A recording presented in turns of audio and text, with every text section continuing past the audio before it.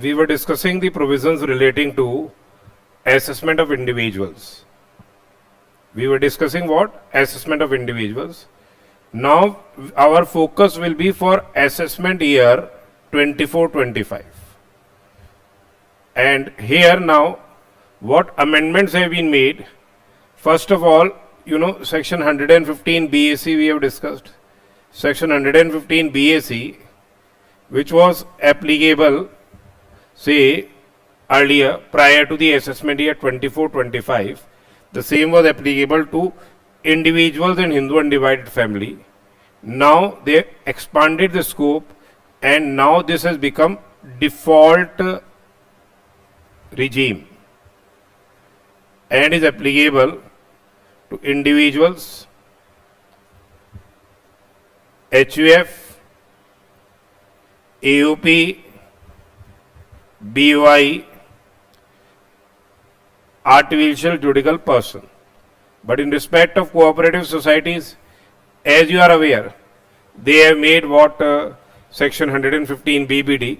So here it is applicable in respect of, say, individuals, Hindu undivided family, association of person, body of individuals other than the cooperative societies, and the artificial juridical person. This is now the default regime. Automatically you will fall under section 115 BAC, but in case you want to opt out, then you can opt for what? The old tax regime. So default regime is this, and we can opt for assessee can opt for old tax regime. Prior to the assessment year 24-25, we were falling by default under old tax regime. Then we will be opting for the provisions of section 115 BAC. So let us discuss section 115 BAC from the for assessment year 24-25. We have already discussed BAC relating to the assessment year 23-24. So here what section 115 BAC provides is, first of all, the title of the section, which was stating that it is tax on income of the individuals and Hindu undivided family, the same has been now changed. Now it is stating that it's tax on income of individuals, Hindu undivided family and others. So the title is now section 115 BAC.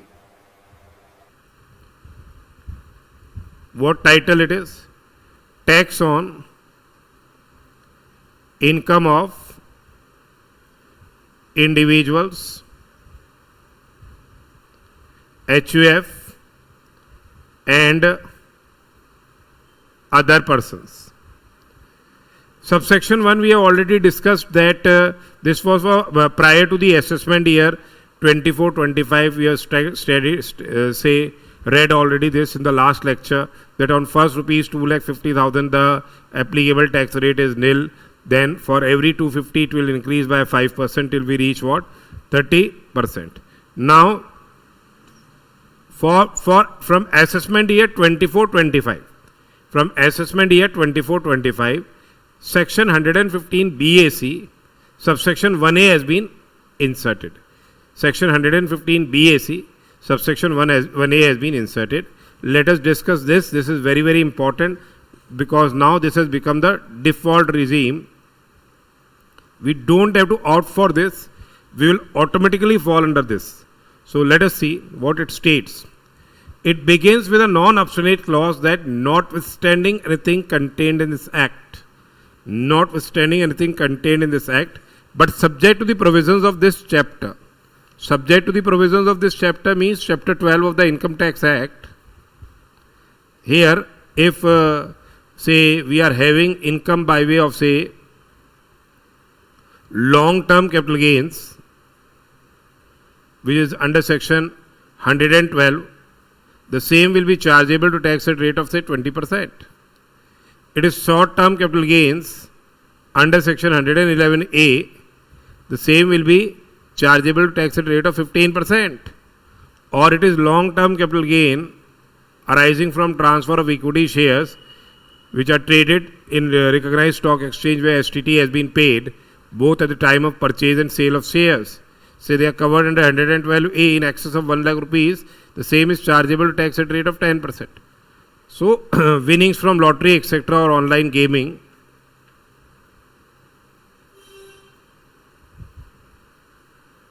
because these rates have been provided in chapter 12.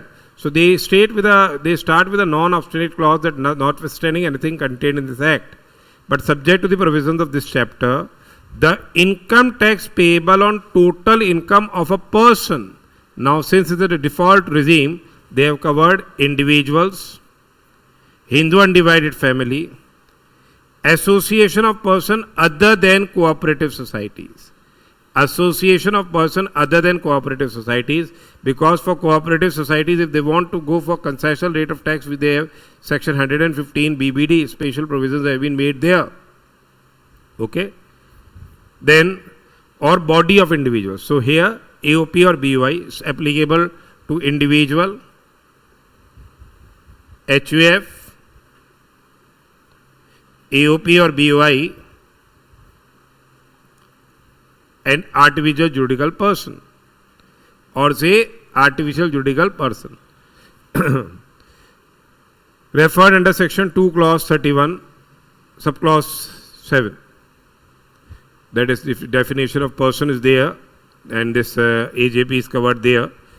Other than the person who has exercised an option under subsection 6, other than the option, now we have to, other than the person who has exercised the option under subsection 6 for any previous year relevant to the assessment year on or after 1st April 24. They have exercised the option for old tax regime. Now option is to be exercised for what? Old tax regime. Option is to be excised for old tax regime. We will be, by default, we will be falling under this regime only. So what is the tax structure here? Let us see what is the tax structure here.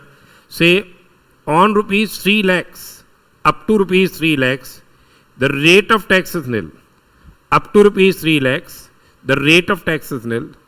Then from rupees 3 lakhs to 6 lakhs, the rate of tax is say 5%. 3 lakhs to 6 lakhs, the rate of tax is say 5%. Then 6 lakh 1 to rupees 9 lakh, the rate of tax is say 10%. And from 9 lakh to 12 lakhs, it is 15%. So we have to increase, the slab by 3 lakh each, and our tax rate will increase by 5% each till it reaches 15 lakhs. Okay, then till it from say 12 lakhs to 1 to 15 lakhs, it is what? 20%. And above 15 lakhs, straight away above 15 lakhs, remember it's not 25, it is 30%. Above 15 lakhs, it is say 30%. Okay. So this is what the slab structure they have provided. How the income will be computed, that we will be discussing. This is a slab structure which has been say provided. Now say, before discussing further, we'll be first of all say, let us calculate a tax liability of a person. He is having income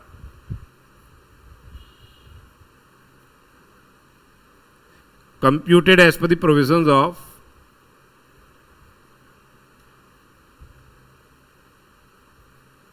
(115) BAC. His income is say 18 lakh rupees. His income is 18 lakh rupees. He has computed the same in accordance with the provisions of section 115 BAC. So on first rupees 3 lakhs, his tax liability will be nil. On first rupees 3 lakhs, his tax liability will be nil. Then on next rupees 3 lakhs, he will be chargeable to tax at rate of 5%, as we have seen. It will be 15,000 rupees. He will be chargeable to tax at rate of 5%. It is 15,000 rupees. Then next rupees 3 lakhs, he will be chargeable to tax at rate of 10%. That is 30,000 rupees. 3, 3, 6, 3, 9. Then 3, 12 lakhs. He will be chargeable to tax at rate of 15%. that is 45,000 rupees. 3 and 3 6 and 9 and 3 12. Okay. Then next 3 lakhs, he will be chargeable to tax at rate of 20%. That is what? 60,000 rupees. And balance income will be how much here? Balance income is, let us make it 1850.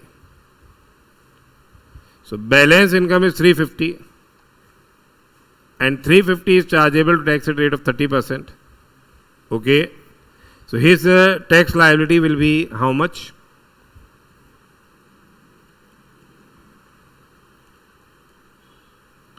That is 1,05,000 rupees.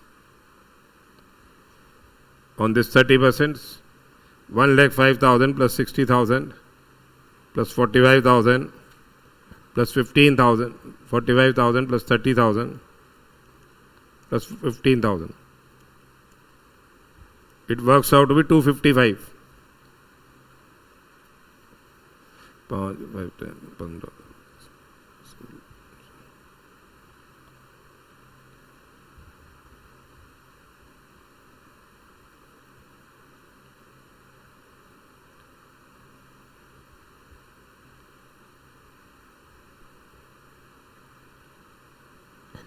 Add HEC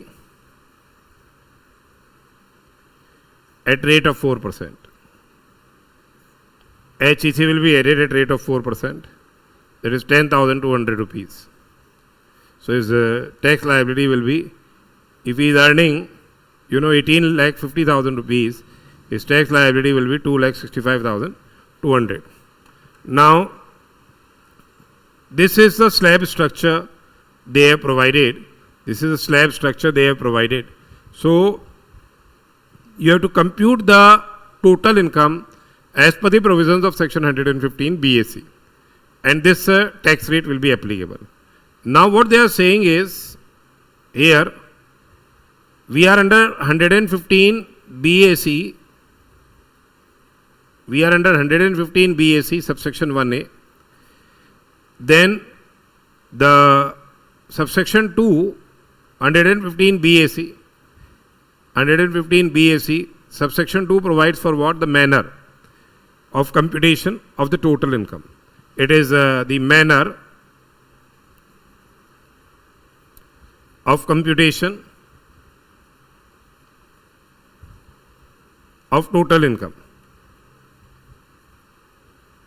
Now remember how the total income will be computed. That is what? For the purpose of subsection 1A, the total income of the person shall be computed. Now we won't be getting the benefit of the exemptions under section 10(5). So exemption under 10(5), exemption under section 10(5) was in respect of what? Exemption under 10(5) was in respect of the leave travel concession, LTC. You won't be getting benefit in respect of leave travel concession. Under section 10(13)(a), under section 10(13)(a). So here exemptions and deductions not available. Which exemptions and deductions will not be available? That is, one is exemption under section 10(5), that is the leave travel concession exemption, you won't be getting. HRA exemption will not be available. HRA exemption won't be available. Then under section 10(14), under section 10(14), we are getting the exemption in respect of the allowances other than prescribed.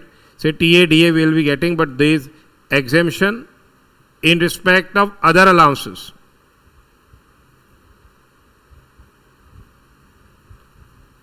Okay, that won't be available. So they have specified that you won't be getting the benefit of these exemptions. You are not getting the benefit of the exemption. They have specifically provided. Then that is other than those. They are saying other than those as may be prescribed for this purpose. other than those as we say prescribed for this purpose. Okay. Under earlier section 115 BAC, we were getting the benefit of travelling allowance, DNS allowance that was available. Beside this, we were getting the daily allowance, sorry, not DA, it is DA, it's not DNS, it is daily allowance, travelling, TA and DA there. Then we were getting the benefit of the conveyance allowance,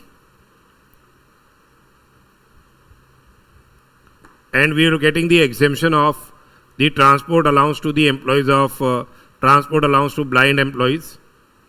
That exemptions were made available. Okay. Then we won't be getting other exemption in respect of the other allowances which are provided to the employees. Then 1017. What was 1017? What is basically 1017 is the daily allowance and the constituency allowance. It is daily allowance and constituency allowance. Daily allowance and constituency allowance.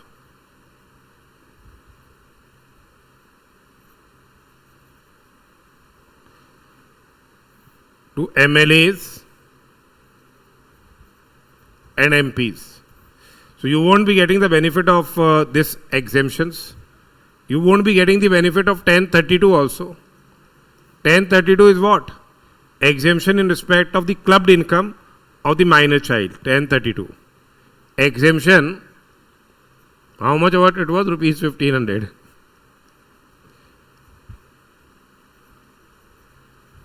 Clubbed income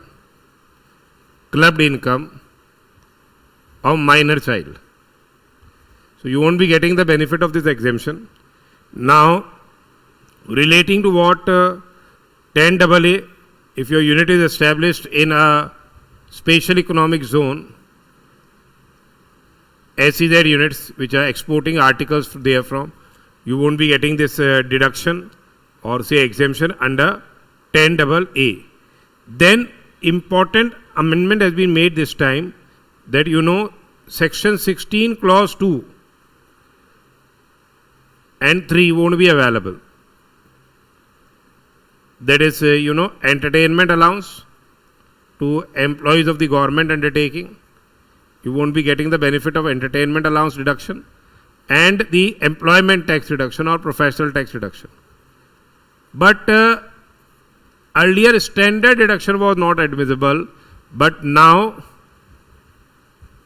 this is important amendment for salaried employees. Now if you are opting for concessional rate of tax, if you are in concessional rate of tax basically, in default concessional rate of tax under 115 BAC, this is standard deduction, remember, under section 16(1) will be available. Under section 16(1) will be available. You will be getting the benefit of the standard deduction, the same will be what? Available. Okay. Then you won't be the benefit of section 24 clause B. What 24B was? That is interest on borrowed capital.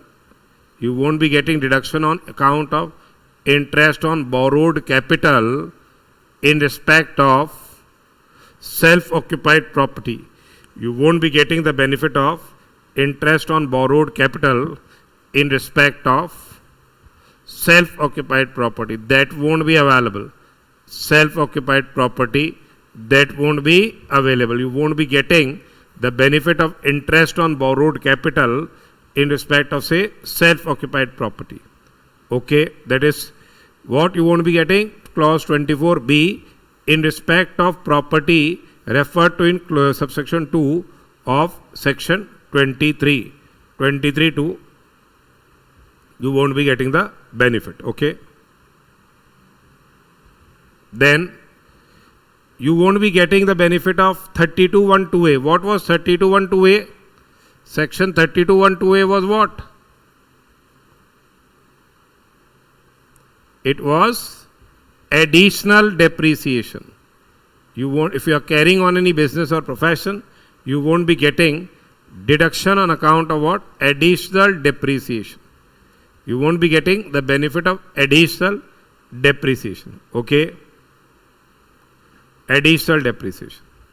Then 32AD is now more available. वैसे it's not available. 32AD is investment allowance. So section 32AD you won't be getting. 32AD is basically investment allowance. It is been no more available. Then 33AB and ABA, that is deduction on the basis of profits. 33AB you won't be getting. That is tea, coffee and rubber development account. If you deposit the amount in NABARD account or deposit account in accordance with the scheme which has been framed by tea, coffee or rubber board, you won't be getting the benefit of deduction to the tune of the amount so deposited or 40% of the profits and gains which is lower. That won't be available. Then 33ABA. 33ABA will not be available. What is 33ABA? That is in relation to what? The, site restoration fund. That deduction won't be made available. Okay?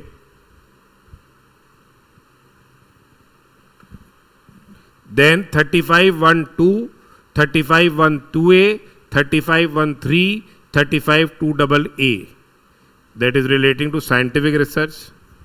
Section 3512. If you make payment to any research association for scientific research, or you make payment to Indian company for scientific research, or if you make payment to any association or institution for social science or statistical research, or in case if you are making payment under approved program,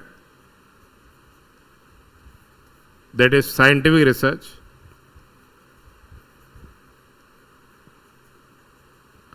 or social science or statistical research related expenditure, the same won't be available. You won't be getting the benefit of deduction in respect of the same. In respect of the same, you won't be getting the benefit. That is what this 35 2AA, 35 2A, 3512, 3513. Then 35 AD, investment allowance won't be available. Section 35 AD,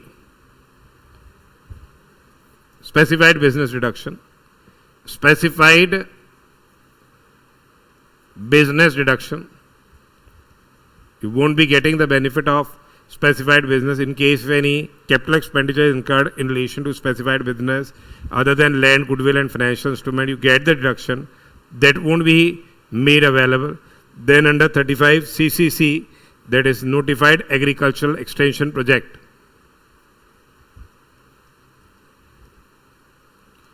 Notified Agricultural Extension Project. That won't be admissible. Notified Agricultural Extension Project. Then important aspect is deduction under Chapter 6A. Deduction under Chapter 6A, that is 80C, that is 80C to 80U will not be available. 80C to 80U will not be available. 80C to 80U will not be available other than what? 80CCD subsection 2, that is employer's contribution. This is employer's contribution to NPS. This deduction you can claim. This deduction you can claim. Then they are saying 80 CCH subsection 2, 80 CCH has been introduced by Finance Act 23, though with effect from assessment year 23-24 onwards, 80 CCH subsection 2 is what? Is central government's contribution. Central government contribution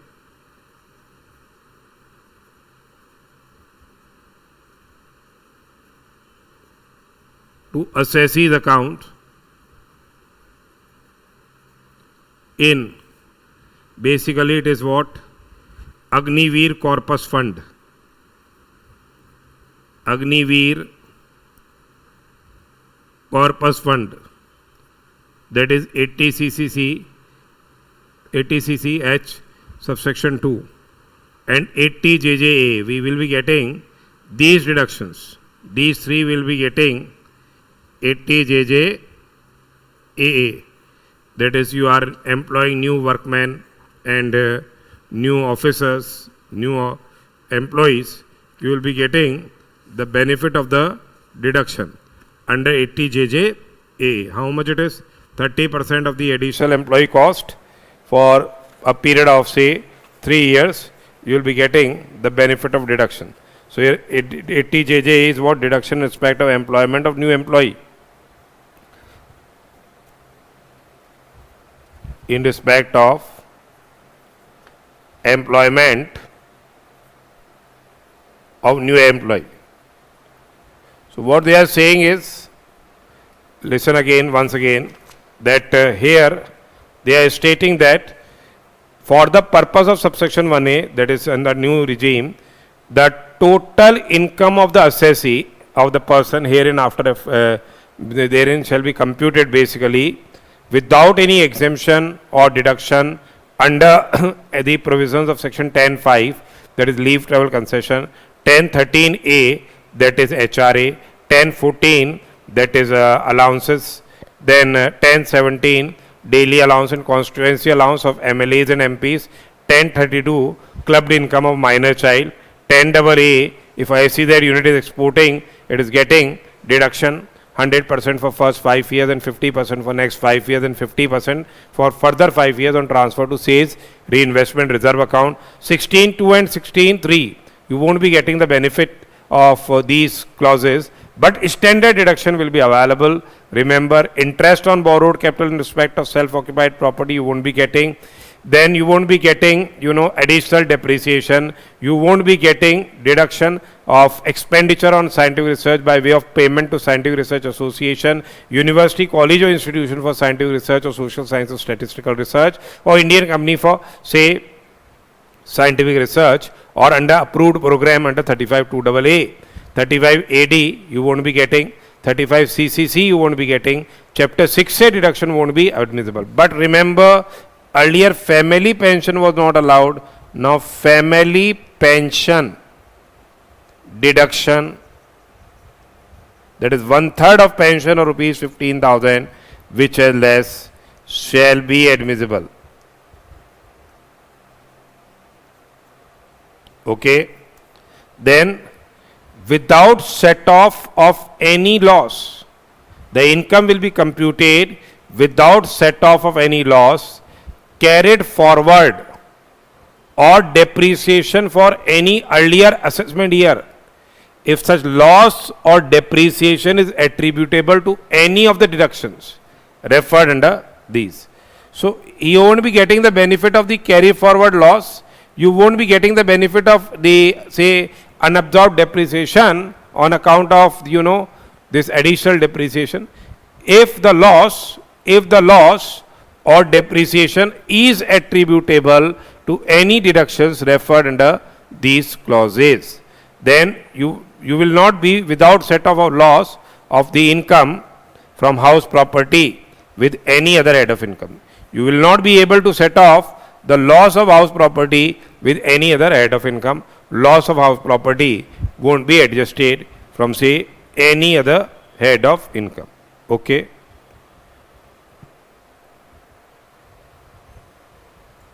Then by claiming depreciation, if any, under provisions of section 32, in such manner, say, as may be determined. So here depreciation rates cannot exceed 40% that may be provided except under 32(1)(28). You won't be getting the benefit of any additional depreciation, and you won't be getting, say, without any exemption or deduction, without any say exemption or deduction for allowance or perquisite by whatever name called provided under any other law for the time being in force. Okay. So exemptions, deductions and allowances or perquisites, you won't be getting for these allowances or perquisites, deduction and exemptions. Then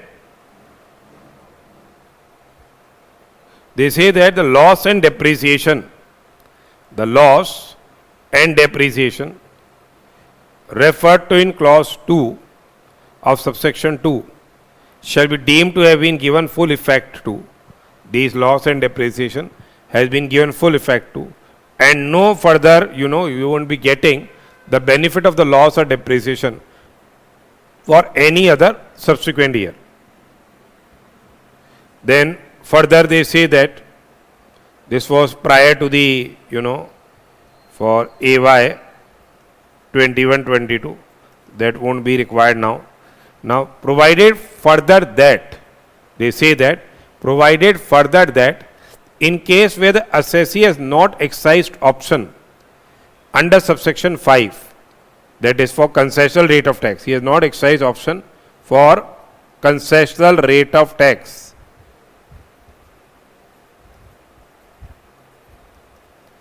Under section 115 BAC for any previous year relevant to the assessment year commencing before 1st April 23, that is prior to AY 24-25, he has not excised any option for concessional rate of tax. Then the income tax on the total income of the assessee is computed under subsection 1A. He has his income for the AY 24-25 onwards says computed as per 1A. And there is what? A depreciation allowance in respect of block of asset which has not been given full effect prior to, say, assessment year beginning on 1st April 24. That, there is, say, 10% depreciation will be admissible, additional depreciation will be admissible in the subsequent year.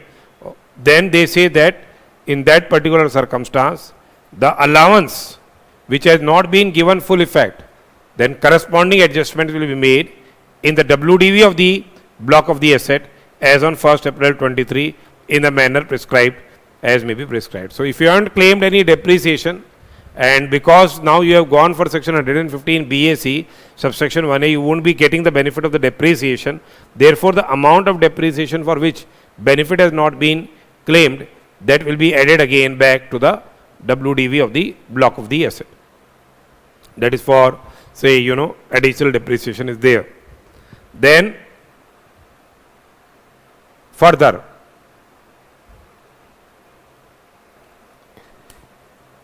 in case of a person is having a unit in an international financial service center, if he is having a unit where in the international financial service center, they are getting the benefit of deduction under section 80 LA in respect of, say, units which are located where in the international financial service center. So they are saying that in case of person is having a unit in international financial service center as is referred under subsection 1A, okay, and who has excised the option under subsection 5 for any previous years relevant to the assessment year 21 to 24, and whose total income is computed under subsection 1A. In case he has exercised the option for concessional rate of tax and his total income is computed as per 1A, then deduction under 80 LA will be, say, admissible. Deduction under 80 LA would be admissible subject to the fulfillment of the conditions which have been specified under 80 LA. Then, as you are aware that now we are under default regime. Straight away BAC is default regime now. So they say that nothing contained in subsection 1A, you won't be getting the benefit of the concessional rate of tax, shall apply to a person who where an option is excised by such person in the manner as may prescribed for any assessment year, and such option is excised when on or before the due date specified under 139(1) for furnishing the return of income for such assessment year in case of person from whose in case of person is having income for say under PGBP, and once this option is excised shall apply for subsequent years also. That in case if he is having PGBP and he has gone for what, you know, he has opted for old regime. He has opted for old regime. Then benefit will be available. He will fall under old regime basically.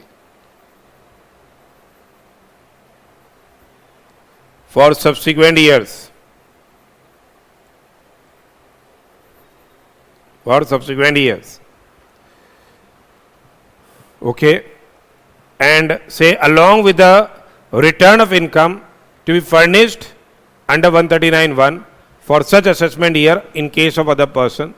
So here for PGBP it will apply to subsequent years, but for other persons he may, you know, it may apply, may not apply, provided that the option under clause 1 once excised for any previous year can be withdrawn only once for a previous year other than the year in which it was exercised. They can be withdrawn, and thereafter the person shall never be eligible to exercise option under this subsection. So if he has withdrawn, then he cannot, if he has withdrawn from the old regime, then he cannot go for the old regime except where the person ceases to have income from say business or profession, in which case option under clause 2 will be available. So if he has gone out of the old regime to this concessional rate of tax, then for subsequent years his income will be computed as per this provisions of section 115 BAC. Now one more, you know, this is the tax rate we have discussed. Beside this, relating to surcharge, applicability of surcharge, in case total income exceeds rupees 50 lakhs but does not exceed rupees 1 crore, the rate of surcharge is 10%.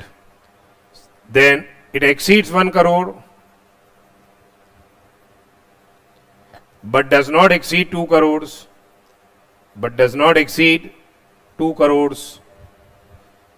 it is 15%. Exceeds 2 crores, then here the surcharge rate is capped under 115 BAC. The surcharge rate will be capped to 25%. Okay, it has been capped to 25%. It is not, it won't go to 37%. Remember this. Beside this, under say income under 112, 112A, 111A, dividend income, surcharge cannot exceed how much? Surcharge cannot exceed 15%. Surcharge rate cannot exceed what? 15%. Section 87A, you have to also understand what section 87A. 87A was providing, you know, rebate from income tax. Rebate from tax. Amendment has been made in 87A also. Let us discuss that. Amendment, let us discuss 87A amendment.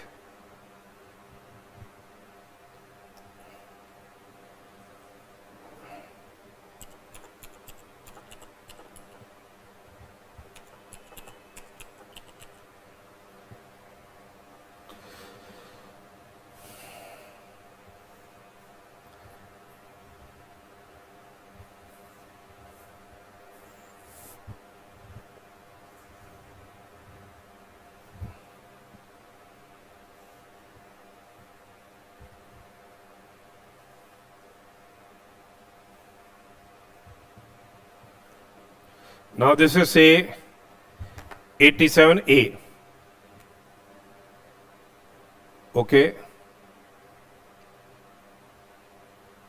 Let me download it so that you will be able to view it.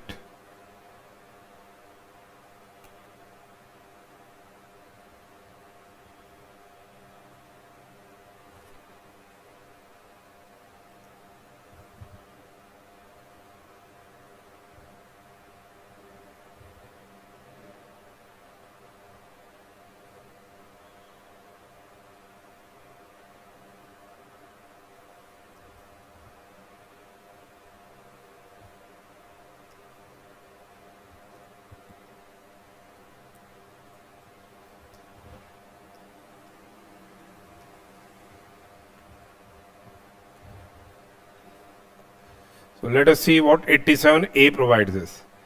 That is dealing with what? Rebate. The rebate of income tax in case of certain individuals. Now they have stated that that is for the old regime, rebate will remain same in case of the resident individual. He will be getting rebate of 100% of tax or rupees 12,500, whichever is less. Okay, 100% of tax or 12,500, which is less, he will be getting the benefit of the rebate. If his total income does not exceed rupees 5 lakhs. Now 87A has been inserted, provided that, what they are saying now, provided that with the total income of an assessee is chargeable to tax under 115 BAC subsection 1A, that he is paying the tax as per this default regime,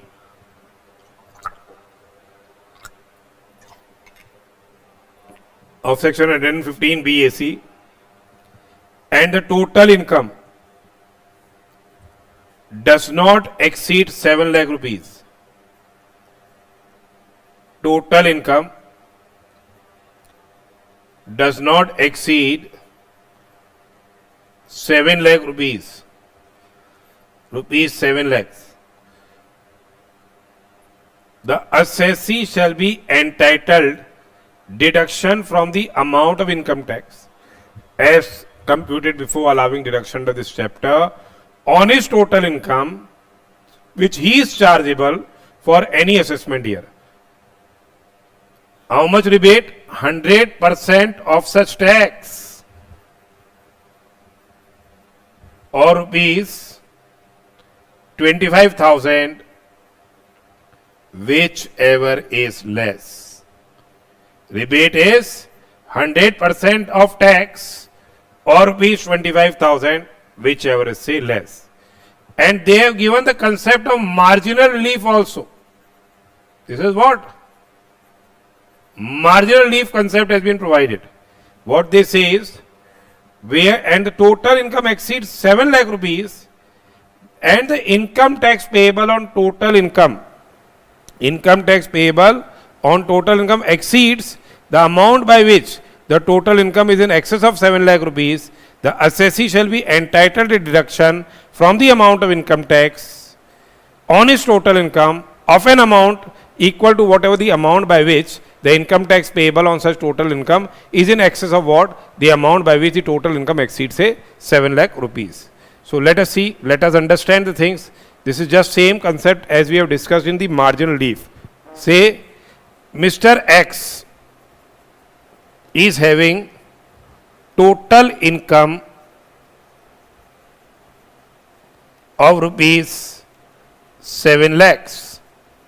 He is having total income of rupees 7 lakhs. Let us calculate his tax liability. His tax liability will be as per section 115 BAC.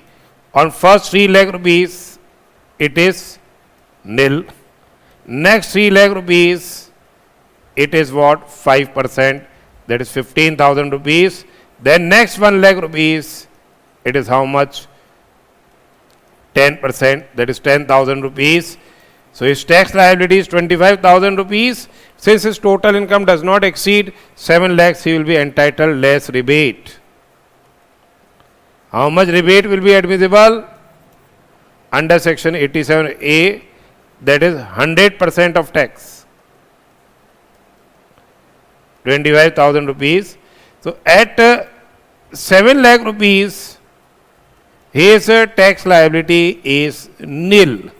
His tax liability is nil. Now, if he is earning, say, 7 lakh 1,000 rupees, 7 lakh 1,000 rupees. So, if a person, now his tax liability works out to be how much? His tax liability works out to be how much? On 3 lakhs, it is nil. Next 3 lakhs, it is 5%. That is what? 15,000 rupees. Then next 1 lakh 1,000, it is 10%. That is 10,100. That is 25,100. Now listen. If he is earning 7 lakh rupees and he is paying tax nil, and if a person earns 7 lakh 1,000 rupees and his tax liability works out to be say 25,100, then it won't be justified. How much increase in income is there? 1,000 rupees. How much increase in tax liability is there? 25,100. So he will get a rebate to the tune of differential amount 24,100. So his tax liability will be at rebate, or we can say marginal relief. Rebate under 87A will be 24,100 and his tax liability will be 1,000. Tax liability will be 1,000. Tax liability is 1,000. Add HEC at rate of say 4%. Add HEC at rate of 4%, that is 40 rupees. So it is 1040. Let us discuss one more case. Say, if he is earning 7 lakh 20,000 rupees, if he is earning 7 lakh 20,000 rupees, now on first 3 lakh, it will be nil. Next 3 lakh, it will be what? 5%, 15,000. Next 1 lakh 20,000, it is 12%. 1 lakh 20,000, it is 12%. So, sorry, 10%, 10%. So it is 12,000. That is 27,000 rupees. 27,000 rupees. Now on 7 lakh, if he is paying tax of what? Nil. On 720, he is paying tax of what? 27,000 rupees. Increase in income is 20,000 rupees. Increase in tax liability is 27,000. So rebate will be how much? Rebate or say relief under 87A in his case will be 7,000 rupees and his tax is 20,000 rupees. Add HEC at rate of 4%. No rebate of HEC. So his liability will be 2,800. His liability in this case will be what? 2,800 rupees. Okay. Now say if a person is earning 7,30,000 rupees, if he is earning 7,30,000, so on 3 lakh it is nil. Next 3 lakh it is what? 5%. That is 15,000. Next 3 lakh it is 10%. Sorry, next 3 lakh, next 130 it is 10%. That is what? 13,000. That is 28,000. On 7 lakhs, his liability is nil. On 730, his liability is what? 28,000. Increase in income is 30,000 rupees. Increase in tax liability is 28,000. Will he get any sort of relief? He won't be getting any sort of relief here. He won't be getting any sort of rebate in this particular case. Okay? Because an increase in income is more than what? The increase in the tax liability. So he won't be getting any rebate here. The tax will be increased by HEC at rate of say 4%. The tax, the same is increased by HEC at rate of say 4%. Okay. So basically this way you have to what? Work out. So this was all discussion relating to the concessional rate of tax.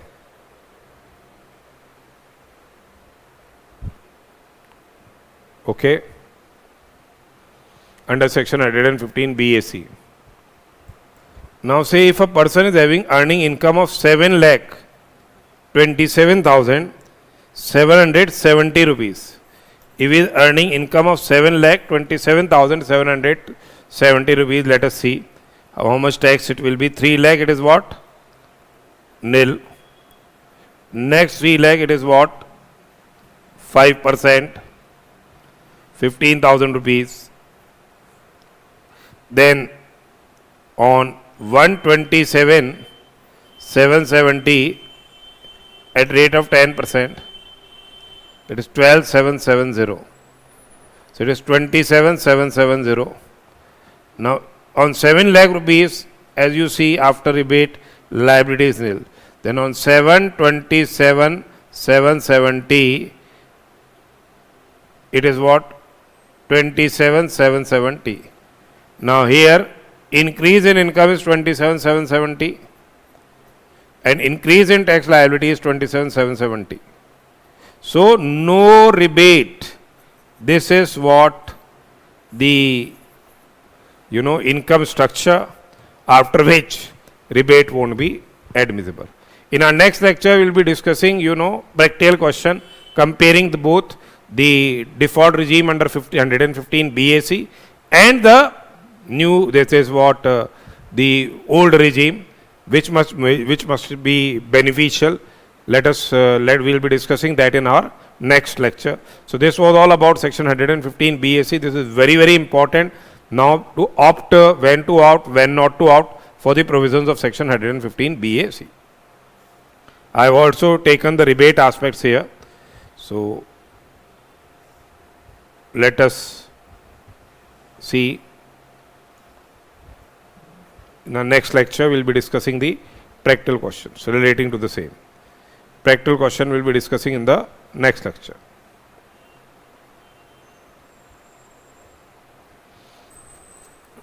Now write one question.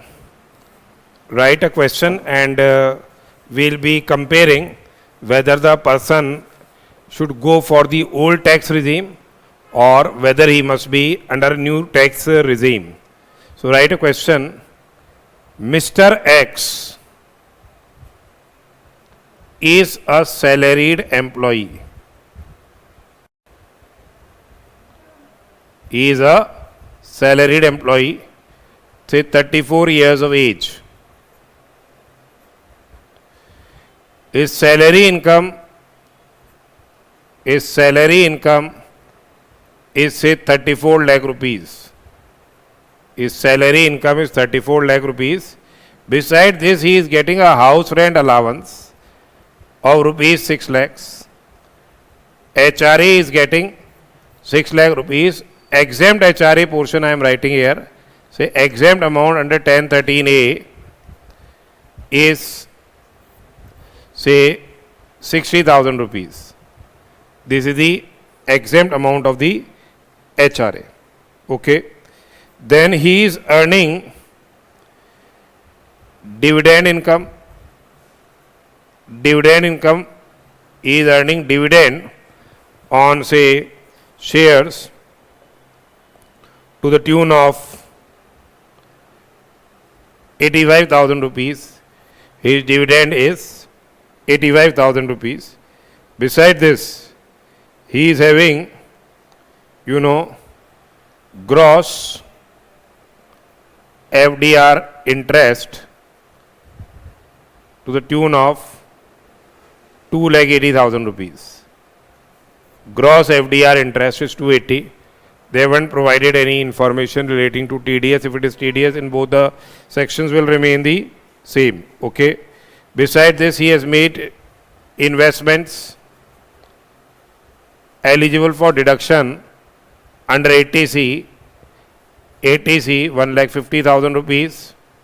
He has also made NPS contribution under 80CCD subsection 1B to the tune of 50,000 rupees.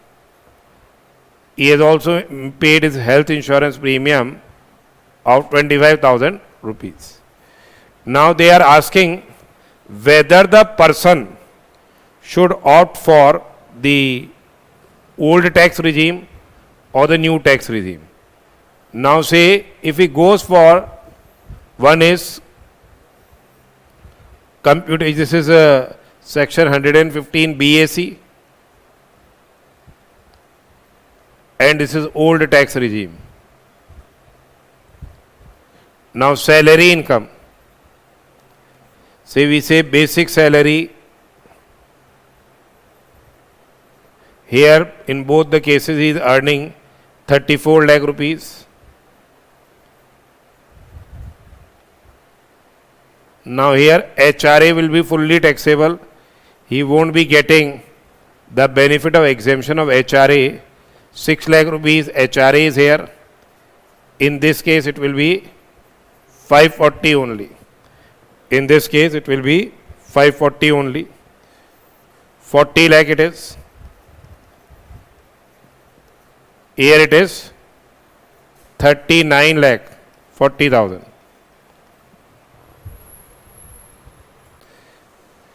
39 lakh 40,000 rupees it is. Then we are having this dividend and FDR interest, they are presumed to be gross. So basically we will be giving standard deduction. In both cases standard deduction will now be admissible. Here also 50,000 rupees will be the standard deduction. Here also 50,000 rupees will be the standard deduction. Okay. So if we give standard deduction, it is 39 lakh 50,000 rupees. 39 lakh 50,000 rupees. And here it is 3890. 3890.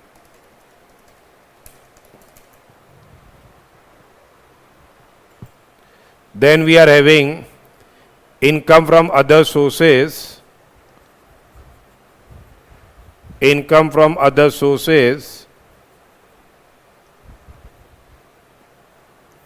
Say dividend income. Dividend income and FDR interest.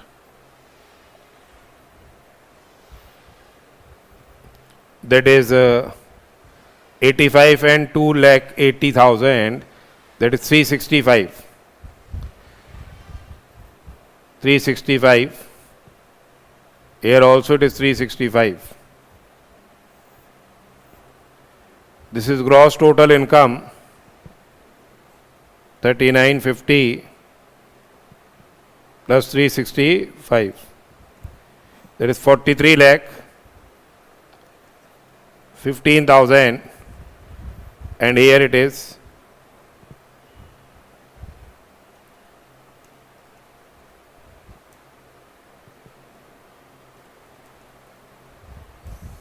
35 lakh,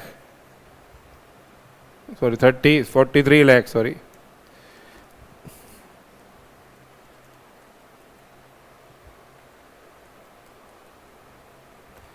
$42 lakhs.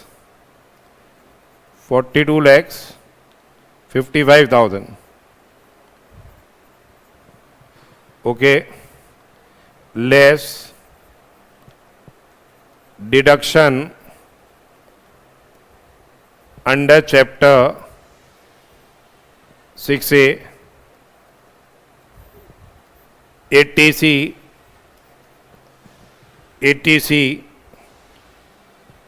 150. In this new regime we won't be getting, here we will be getting 150, 80CCD, 1B will be getting 50,000 rupees, then 80D,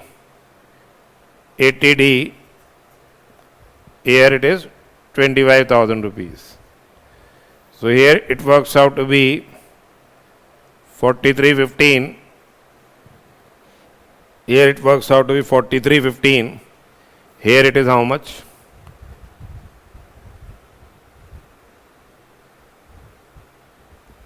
$40.30. Now if we compute the tax liability on first rupees 3 lakhs, it is nil. Next 3 lakhs, it is 5%, 15,000 rupees. Next 3 lakhs, it is 20%, so 10%, 30,000 rupees. Okay, then next 3 lakh, it is 15%,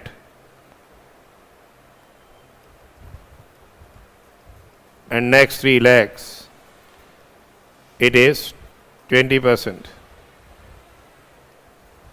And balance it will be how much? 3 and 3 6 and 3 9 and 3 12 and 3 15. So 43 15 minus 15 lakhs. That is 28 15. It is 30%. That is 8,44,500. 844,500 plus 150, 994,500.